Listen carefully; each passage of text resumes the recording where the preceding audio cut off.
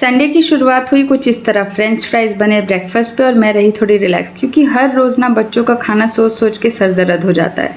Hey guys, मैं हूँ मुस्कान और ये है मेरा संडे ब्लॉग जो कि है विद 2 किड्स। और देखिए, बेसिकली मेरा दिन शुरू होता है इन दोनों की लड़ाई छोड़ने से और रात भी होती है कि इन दोनों लड़े नहीं, क्योंकि अब हो गए हैं छोटे महाराज भी थोड़े बड़े और दोनों के अपने अपने ओपिनियंस हो गए हैं बहुत सारे।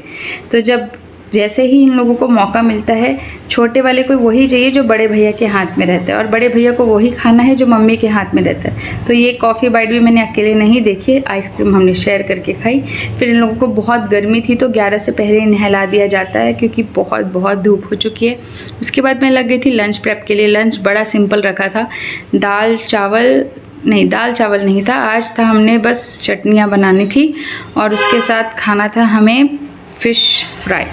तो उतना ही प्रेप करने में मुझे लग गया 1.5-2 घंटे। ये देखिए उसका प्रोसेस। पहले मैंने मैंगो की चटनी बनाई विद धनिया, जिसमें थी सिंपल मसाले, मतलब नमक जीरा डाल के पीस लिया। उसके बाद मैंने टमाटर को भी थोड़ा सा रोस्ट कर लिया था और टमाटर पुदीने की एक चटनी बनाई थी। फिश को मैंने थोड़ा सा मसाला लगा के साइड रख लिया था, हल्का सा नमक हल्दी लगा के। उसके बाद उसको फ्राई करने के लिए चढ़ा दिया था जैसे ही सब रेडी हो गए थे खाने के लिए तब। और उसके बाद मैं देख रही थी कि गर्मी में क्या इंसान की हालत हो जाती है, मतलब इतनी गर्मी, लिटरली बाल भी पसीने से बस चिपकते जा रहे।